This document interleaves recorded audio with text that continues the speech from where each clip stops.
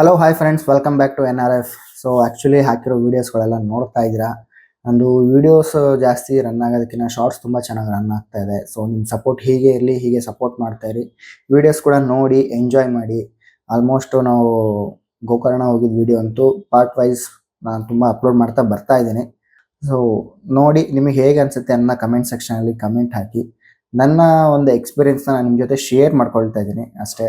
So ಇನ್ನೂ ಸುಮಾರು ವೀಡಿಯೋಗಳಿದೆ, ಇನ್ನೂ ಸುಮಾರು ಎಷ್ಟೋ ವೀಡಿಯೋಗಳು ಮಾಡಿರೋದಿದೆ. ಇನ್ನೂ ಯಾವುದೋ ಹಾಕೋದಕ್ಕೆ ನಂಗೆ ಟೈಮ್ ಸಿಗ್ತಾ ಇಲ್ಲ, ಹಾಗಾಗಿ ಅಪ್ಲೋಡ್ ಮಾಡೋಕೆ ಆಗ್ತಾ ಇಲ್ಲ.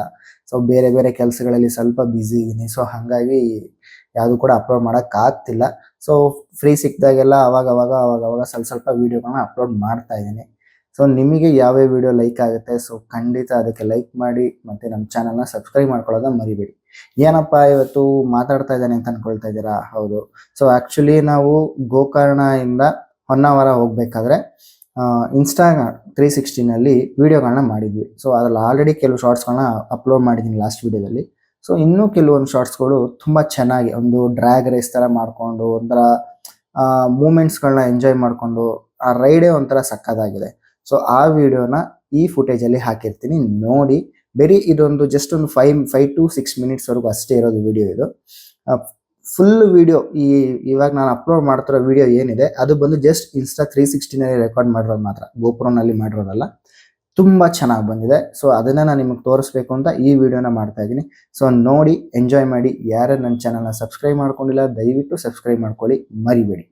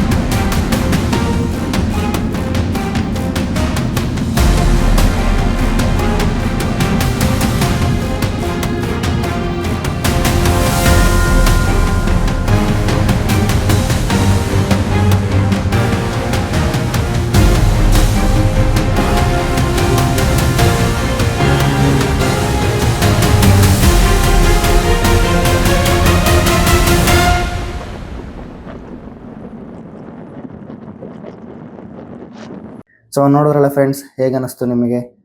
ನಿಮಗೇನಾದ್ರು ಇಷ್ಟ ಆಗಿದ್ರೆ ದಯವಿಟ್ಟು ನನ್ನ ವಿಡಿಯೋನ ನಿಮ್ಮ ಫ್ರೆಂಡ್ಸ್ಗೂ ಕೂಡ ಶೇರ್ ಮಾಡಿ, ಮತ್ತು ಕಮೆಂಟ್ ಸೆಕ್ಷನಲ್ಲಿ ಕಮೆಂಟ್ ಮಾಡಿ.